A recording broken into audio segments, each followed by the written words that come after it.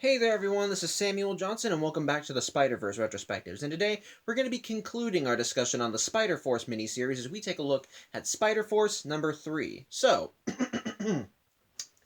last time on Spider-Force. So, with the Inheritors' return, Otto Octavius wound up sending Kane Parker, Jessica Drew, Ashley Barton, and a fourth Spider-Person by the name of Charlie, aka Spider-Kid, who was ultimately an alternate version of Peter Parker who just ran away and changed his name, to go to Earth 3145 and destroy the Solus Crystal. However, the team was actually led there under false pretenses, and upon arriving, Kane wound up shorting out their watches, and they also learned that there was in fact another Spider Totem on this world, the Astro Spider, aka John Jameson Jr., who had been in space with his crew when the Earth got nuked, so they're the last of humanity, with John Jameson using his newly acquired psychic spider powers to go to Earth and scavenge for resources. Basically, while he at first attacks the Spideys, thinking that they're automatons, they're able to fill him in on the Inheritors and why exactly they're here. And so, while reluctant to join them, since he's kind of the last of humanity's protectors in this universe, ultimately he does end up giving them aid when Verna ends up attacking his space station looking for the Solus Crystal. As such, the team of Spideys end up taking the shuttle that John used to come to Earth to get to the station, and upon arriving, they all split up, with Kane and Jessica going through the main entrance, Ashley and Spider-Kid going through an airlock, and Astro Spider just flying right in, ready to take Verna down. Ultimately, they each come across their own obstacles, as Kane and Jessica end up finding the dead bodies of several of the crew on the shuttle that Verna killed. Ashley and Spider-Kid, when trying to get in through the airlock, end up causing it to explode, most likely booby trap, which Ashley points out in this comic, while John, well, he does make it to Verna. It's soon revealed that he has the Solus Crystal, and to try and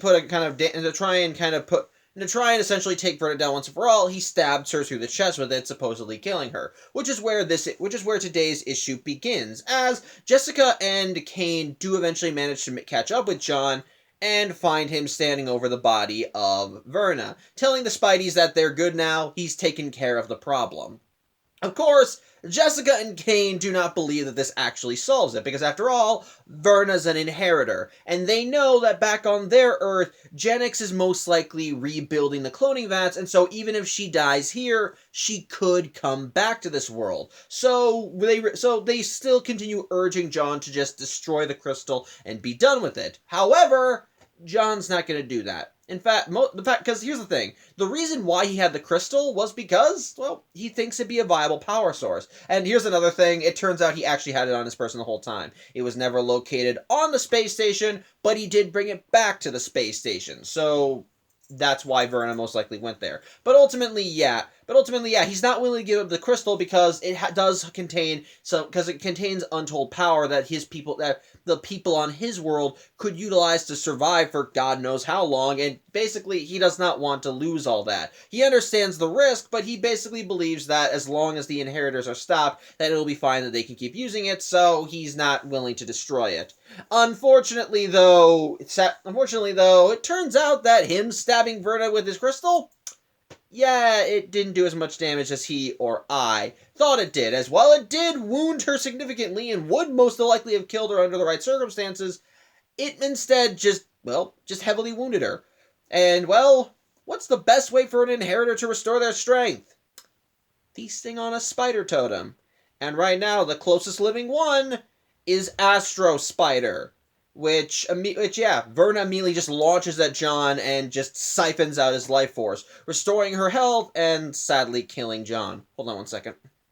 Sorry, Chindy wanted to be let out of the room. But yeah, Verna is now restored and they're now down another Spidey. As such, Jessica and Kane decide they can't fight Verna like this. After all, as Jessica and Kane point out in the last issue, they can't exactly utilize their spider powers in their current setting. They can't use they're in a zero-gravity situation, so their bodies are kind of weightless, so super strength is out of the picture. Their wall crawling requires friction to work, and again, none of that's in space in a zero-gravity setting, and their web shooters are most likely not going to do much either, because again, no friction, no momentum, so otherwise it's useless. So basically, they decide to, well, cut and run, go back to Earth. So if that, at the very least, if Verna tries going after them, then they can at least fight her on an even playing field. However, they also are aware that she can't just leave to another Earth either, because they see in the short time that Verna was dead, Jessica did manage to get her dimensional watch off of her. So basically, now Verna has to track them down. But thankfully, though, Kane and Jessica do manage to get to a shuttle and escape off the space station. Unfortunately, though, they forgot a couple spiders. It turns out that thankfully Ashley and Charlie did manage to survive having the airlock explode, as their spider senses were able to warn them about it being booby-trapped, so they were able to jump into the ship before everything went kaboom. So they are thankfully safe, though they're both a little shaken by the affair. But then, as such, they end up going inside the station, and while they do try to meet up with Jessica and Kane inside, well, they immediately realize they've been ditched when they look outside and see them flying away on the space shuttle they came in on. And unfortunately, though, Verna can smell spider totems, so she immediately zeroes in on Charlie and Ashley. Thankfully, the pair are able to outmaneuver her and manage to get to an escape pod, which does end up catching up with the shuttle that Jessica and Kane are on. And as such, the quartet of Spideys do end up making it back to Earth, but there's still the matter of taking care of Verna, because ultimately, while they now have a dimensional watch and could just cut and run, they want to be sure that the inheritors cannot revive Solus. Like I said, that's part of the reason they got here, and odds are, the thing is, odds are, even if Verna was stuck here, the inheritors would come crawling around, and well, there's a chance they could still revive Solus. So so the spiders decide that they want to take her down. They need to take her down right here, right now. But ultimately, it's a matter of how they're going to do it and where. At which point, Spider Kid actually comes up with an idea, as at this point I think he's kind of made peace with the fact that he was brought along to act as bait, so he actually starts proposing a plan. Specifically, he utilizes where the crystal was hidden. You see, at the beginning of the comic, we had a little minor flashback that showed Verna before she was about to die and be brought back on Earth 616. Sorry, Chinny came back in. And so she wound up hiding the Solus crystal in a subway system, mostly because the subway system has very low radiation, so it should be more tolerable for her and her family. And basically, when John first found the Solus crystal, he was tracking what he thought was an energy signature. But it turns out it wasn't. It was actually a beacon that Verna had planted, the beacon was basically meant to act as when their family arrived, they would be able to find the crystal, and which unfortunately for Verna, since John took said crystal, they never really got the chance to utilize it. Ultimately they believe that if Verna's going to come hunting for them, they can maybe trick her into going back to that specific place and then ultimately wipe her out there. However, they do manage to find it thanks to utilizing Astro Spider's drones, which do remember the exact location. They are able to find the tracker, and their plan is pretty much just to bottleneck Verna in the station, and then Kane will just take his blaster and annihilate her. Of course, the Spideys aren't exactly willing to let him do this, but then he drops a little tidbit. His own dimensional watch still works. Yeah, he fried the rest of theirs, but he lied about his watch being fried, which I'm guessing was meant to be like a precaution. I think the idea was that he was never planning to trap the team of Spideys on this Earth, but he had to make them think that the watch was destroyed because most likely if Verna had learned that the watch was destroyed, if his plan had worked and Verna's watch had been fried, then at the very least he wanted her to think that she was stuck here as well, and so the other Spideys wouldn't be able to give it away. But now that there's really nowhere else to go, and ultimately Verna is now getting desperate, he's telling everyone, just go and leave me here. He openly admits, yeah, he was wrong to trick them like that, and especially with Jessica, he feels it was wrong to bring her at all, as her mind is distracted by her kid, and he believes that and basically to try and do right by her, he just tells her, go back to the shuttle, take the watch, and go. Give me the one you stole from Verna, and I'll just annihilate her. While Jessica is angry that Kane lied about that, she does decide to go back to the shuttle to at least get his watch, though she keeps hers on because she doesn't want him making a run for it. Unfortunately, though, when she runs out, they end up getting attacked by more of Verna's hounds, which she had in the last issue, I just forgot to mention them, But I am kind of, but in retrospect, I'm kind of wondering where she got these guys. Like, it makes sense why she would have them in Spider-Verse, because the Inheritors had conquered multiple universes, so odds are she could have just grabbed random supervillains from different realities and then just broken them to become her pets, so to speak. So, like, how, like, in the brief time that she had her dimensional watch, did she just jump to other universes and grab them too? I really don't get it. It doesn't make sense. It doesn't make sense. But she has them, so whatever. Either way, the feral supervillains attack, and the team of Spideys do end up duking it out with them, but unfortunately in the battle, when Jessica used her Venom Blast, she did throw off the villain fighting her, in which case, a feral version of the Puma, but in the process, she wound up frying her watch. As such, now the only viable watch left is the one on Kane's shuttle. As such, once again, Kane just tells the other Spideys, just go, get the thing, and leave me here. I'll take Verna down with me. And so, at first, the Spideys are willing to go, especially since they don't trust Kane at all and are willing to let him go because he lied to them. But, oddly enough, it's Spider-Kid who acts as the voice of reason, who tells them we're just gonna let him die down there. Of course, Jessica says, well, he lied to us and tried to trap us here, but then even Charlie just says, okay, yeah, he lied. So if he's a liar, what does that make us? And what I even love too is that Jessica tries to advocating for she has to go back for her kid, and then Charlie's like, "Oh yeah, so what are you gonna tell your kid when you get home?" It's like, "Hey son, I left the bad clone man to die." I like that. I'll get my thoughts on that later. But it is enough to at least convince Jessica to go back with Charlie to help Kane, which is what led to the whole situation in issue 1, with them taking down the support beams to the subway station and pretty much melting all of Verna's forces under toxic water. Unfortunately, though, this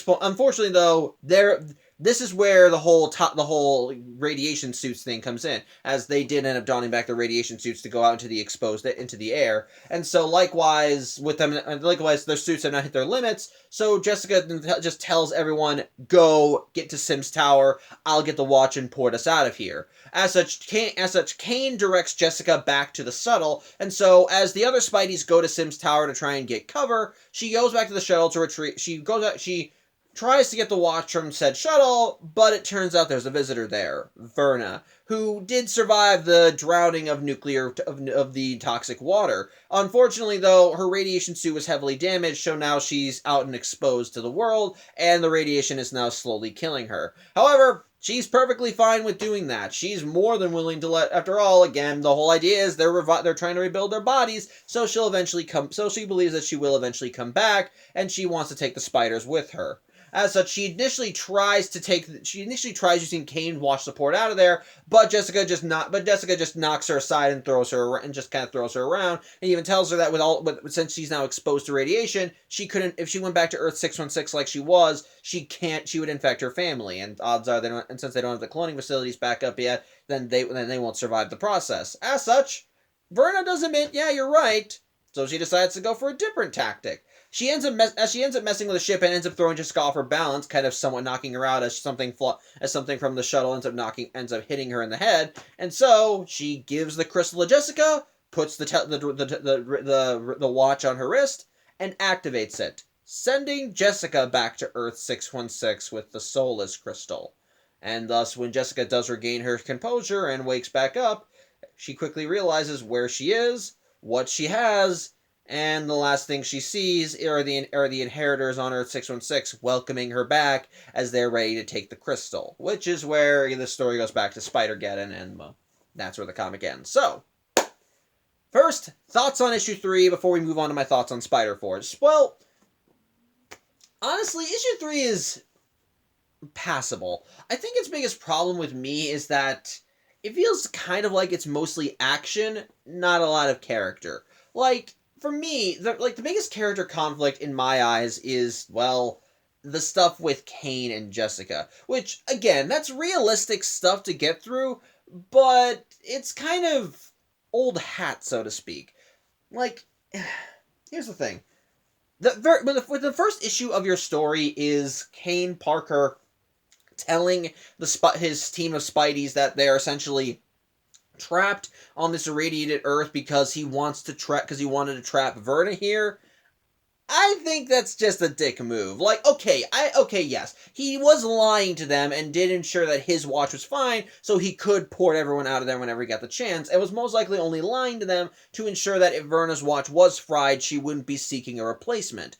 But, with that said, it still doesn't really leave a good taste in your mouth. And likewise, Jessica's anger towards Kane feels very justified. So, as a result, the conflict with Jessica and Kane, it feels very one-sided, and I don't mean that in the sense of, oh, one accepts what she's doing. No, I'm on Jessica's side the whole time. Even with the revelation that Kane was lying to them and even tries telling them, go, just take the watch and leave, it still only redeems him slightly in my eyes. Only slightly. And on top of that, what makes it kind of worse, in my opinion, is the fact that we know the story is kind of doomed to fail, because I guess going back to when I was talking about issue 1 and how that issue kind of let you know how things were going to go from the offset, there's not a lot of tension. You know exactly where the story's going to end up, with everyone kind of on the brink just before everything goes to hell. And as a result, the story doesn't really have a lot of weight to it in that regard. And it sucks to say, hold on a second.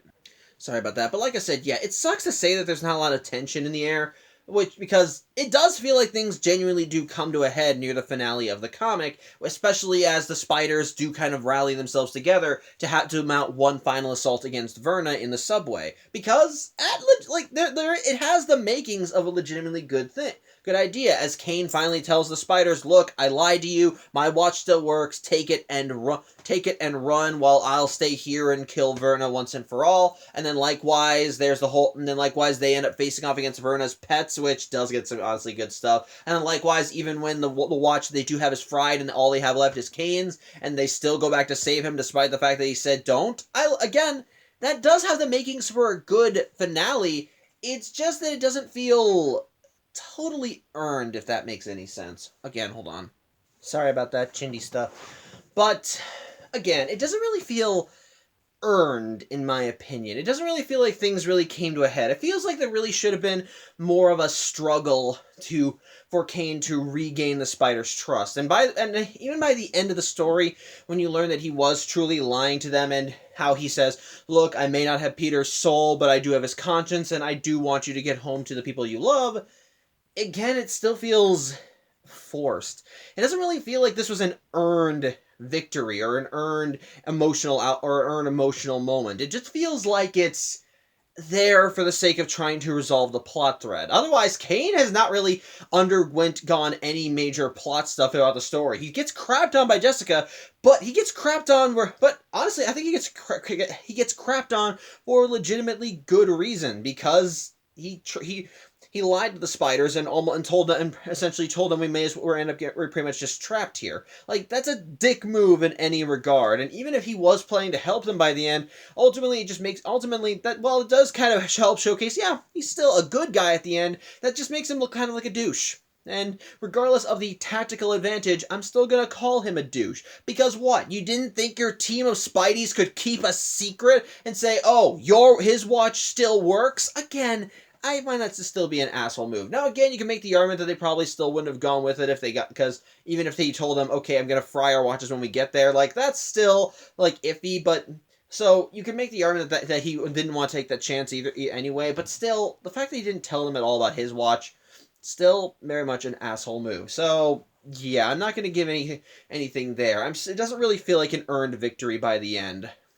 Or at the very least, not an earned emotional moment between him and the other Spideys. It just feels like it doesn't really feel like it was built up to properly, in my opinion. So I'm gonna give some fault for that. On top of that, the finale also doesn't feel like it was earned as well, because it feels like the story doesn't come to a proper climax, so to speak. Again, we have a final battle with Verna and her forces in the subway, but ultimately, it doesn't really feel like that was much of a battle. Like, the biggest emotional moment we had was when Jessica was remembering giving birth to her son and seeing her determination to want to get back. But otherwise, it didn't really feel like an earned victory, especially since the other team, the rest of the Spideys nearly left Kane to the subway when they realized that they had to get out of there. and then likewise went back, and then likely went back, which is what led to the moment we saw in issue 1 with them saving him from Verna's hounds, which. Again, that doesn't really feel like doesn't really feel, because we already know that was happening. That doesn't really feel like it's like there's any tension there. And combine that with the fact that shortly after that, Jessica tells them, "Go to Sim's tower. I'll get the watch," and that's when she has her confrontation with Verna. Again, it doesn't feel as much of it doesn't really feel like that was much of a story, especially with the end of the comic being Jessica being ported back to Earth 616 with the Soulless Crystal, which I'm just gonna say right now, I don't like that. I genuinely don't like that that's how they end the miniseries. Again, I know that the whole idea is that Spider-Force is supposed to be a tie-in, and it's supposed to lead back into Spider-Geddon, but the thing is, I've read other like, going to Spider-Verse, the tie-ins to that one at least felt like they had some more purpose to them. Well, mostly. The Spider-Woman tie-ins kind of suffered similar problems as well as issue 3 of the 5th run of Spider-Woman ended with with Spider-Gwen and Silk going to help Jessica when she was fighting the pirates, and then likewise that was supposed to lead right back into what was going on in the main book. But I'm still gonna call but likewise, the fact that the story ends there and says, if you want to know what happens next, go read Spider-Geddon, it feels like a cop-out. Well, which, actually, no. Scratch that. It's not a cop-out. It just feels lazy. Like, they want to say, if you want to learn the finale of the story, go read this. Which I feel, if you have to rely on that to make your story interesting, then ultimately your story probably wasn't that great to begin with. So, and sadly, going off to other time, using other times as an example, let's go to the Spider-Man 2099 times from Spider-Verse. That when I read those comics, I at least could read a complete story. Yes, it did intersperse with what was going on in the main Spider-Verse storyline, but what was going on in the 2099 pages was still its own story, and then came to a conclusion when it did. Yeah, it eventually would go back to joining up with Spider-Verse, especially with them repairing Leopardon and going back with him and Lady Spider repairing Leopardon and going back into the battle.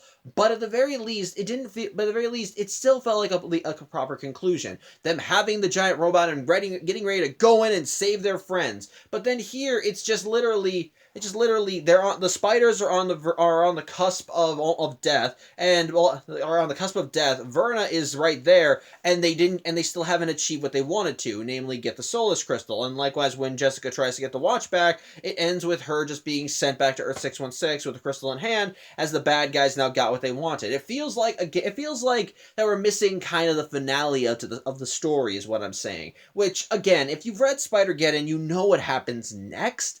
It just, again, it feels like there's no proper finale in that regard, which I think kind of sucks. And as a result, I feel issue 3 is a lot more clumsy than the other ones. It doesn't really have that emotional high that it should have. The finale doesn't feel as climactic as it should, and doesn't feel like a convergence of other things. So I do ultimately find it flawed. It does still have some good stuff in there. There's still some legitimately good writing as we see the interactions between the spiders. Again, Charlie continues showcasing himself as the best character, as he's the one that talks Jessica into going back to helping Kane.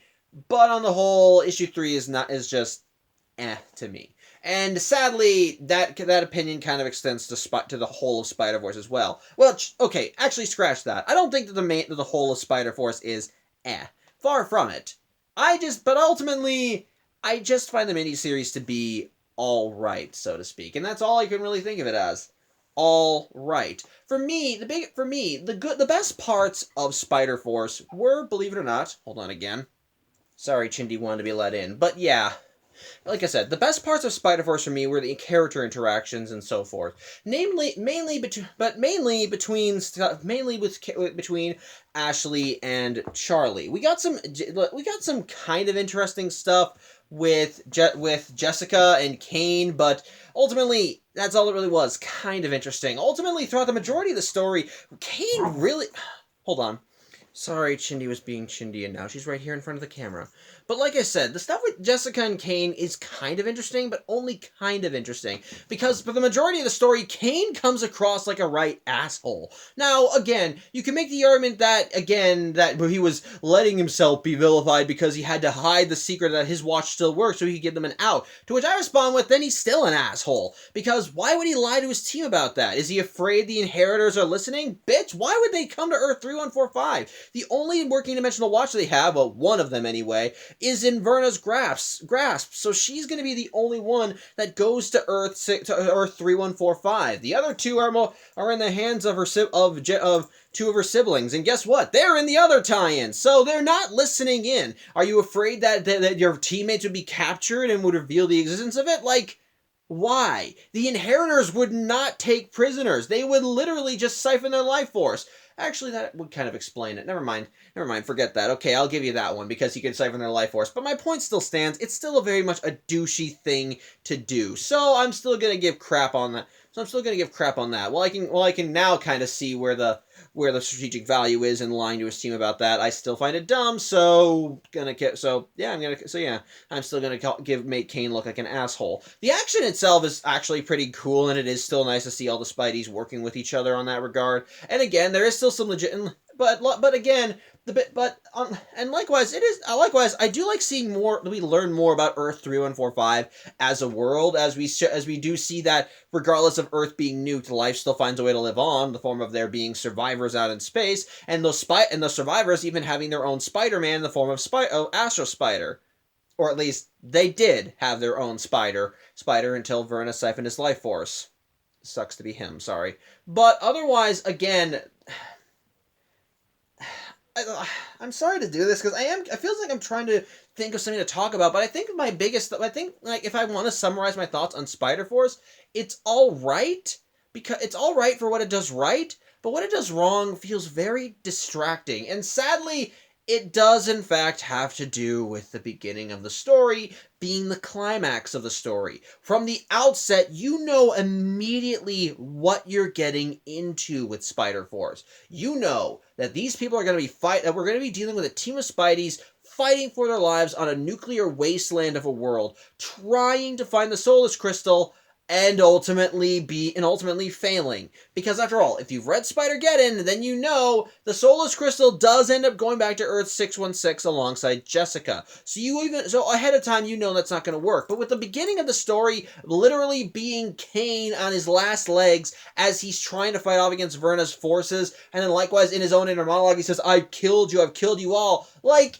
at that point, the rest of the story feels like it's just building up to that inevitable conclusion. And sadly, it takes away the tension. I know I said that was a good way of drawing you in because, well, how did we get here? How do we do that? Which, in a way it is, but then when you actually get to that point in the story, it feels like that we already know where what's going to happen now. And so a lot of that tension is taken away. Like, here's the thing. I feel like the ending of issue 3 would have been a lot better if we had that moment. That moment where Kane just tells everyone, leave me to die, go, save yourselves, and the Spiders are more than willing to do it, but because of that one voice of reason in the form of Charlie who tells them, no, we can't just leave him there, he's a jerk, but we're the good guys, we can't just let him die. That would have been a good finale. It would have been actually some cool emotional catharsis. It wouldn't have been great emotional catharsis, but it would have been nice to see. But because it's skipped over in the end of the series, it really just feels like we're missing a plot beat, which is part of the reason why the finale doesn't feel as earned as it should. It doesn't have that same emotional catharsis because we already saw it at the beginning of the miniseries. And then combine that with how quickly Verna just sends Jessica off when she gets the wristwatch. Again,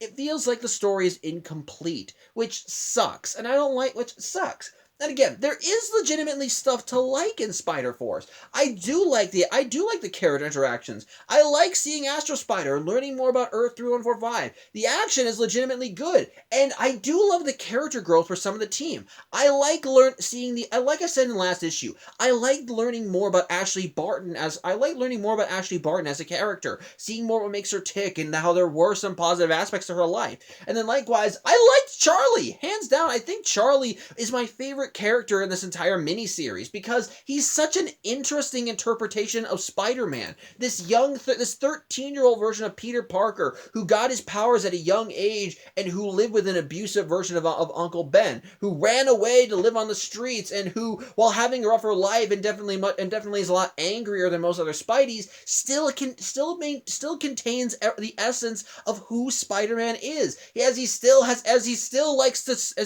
snarky. He likes making quips and jokes at his enemies, and he still has that same upbeat attitude despite his circumstances. It's honestly it's the most interesting thing. And yes, he does get angry at people for various reasons, and he is not willing to take BS, and for justifiable reasons, especially considering the life he had before becoming Spider-Kid.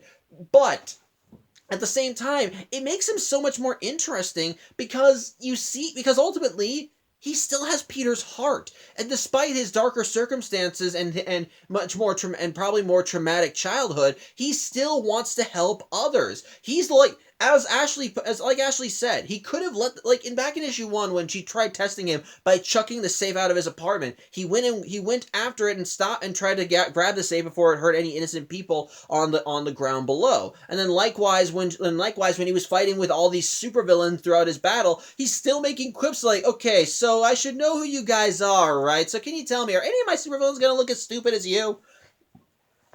Like, again, that's like Spider-Man, and it's reflected well. And the fact that by the end of the story, despite the fact that he should have every reason to hate Kane because Kane brought him along simply to act as bait for Verna, he still says we should still help him because we're the good guys. I like that, and it makes Charlie that much more of an interesting character, that he should have every reason to be angry and bitter at the world, and to a degree he is, but at his heart, he's still Spider-Man. He still wants to help others. He still is quick to throw jokes out to ease the tension and get on his enemy's nerves. He's still the webhead that we know. It's just that his life has been a little harder than other versions, and it makes him that much more interesting of a character. And combine that with his connection to Ashley and how their relationship kind of starts bringing out the best in her somewhat.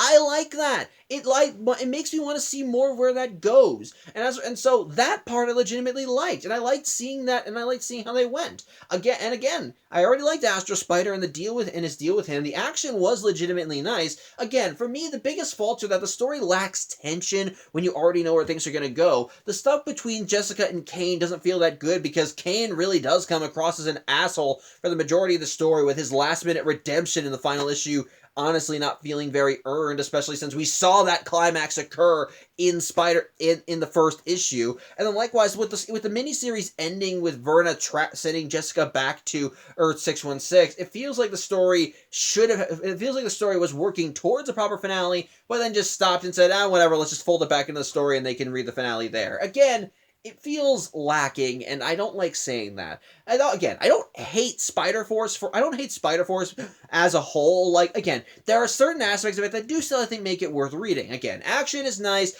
Action is nice, and I do like the new ideas introduced in the series, like with the introduction of Astro Spider, the fact that Earth 3145 does have survivors and had their own superhero. I liked Charlie as a character. I liked seeing more of Ashley's character development. I liked seeing their interactions and how they kind of brought out the best in one another. I liked that complexity, and if the comic did kind of put the climax in issue 3 where I think it would have been better or been better suited, I think it would have worked a lot better and probably would have made for a nice emotional catharsis, showcasing that despite what Kane did, these are still the good guys, and they're not just going to leave him hanging because of all of the shitty things he did. I like that, and it would have worked if it just wasn't glossed over in the final issue. So again, while I don't hate Spider-Force, I do think it's alright. I do think it has its fair share of problems that do hold it back from me personally. So, yeah, again, if you like Spider-Force, good on you. I hope you continue enjoying it. And again, like I said, there are things about it that I think make it worth reading. I just don't think it's the greatest of Spider comics as both a Spider-Man book or as a tie-in to Spider-Geddon. So, as a whole, it's just alright. So, yeah, if you think you'll enjoy it, then go ahead and seek it out. But otherwise, there are better tie-ins. So yeah, I think that's really all I have to say. I apologize if it sounds like I was disorganized through this video. I was a little disorganized, I admit, but I do hope you enjoyed it regardless. As always, I'm Samuel Johnson, and I at least hope to see you next Tuesday as we look at the second miniseries collected in this trade and see what Miles' away team is doing as we start looking into, well, the Spider-Girls miniseries. So till then, I hope you have a good Saturday, and as always, take care.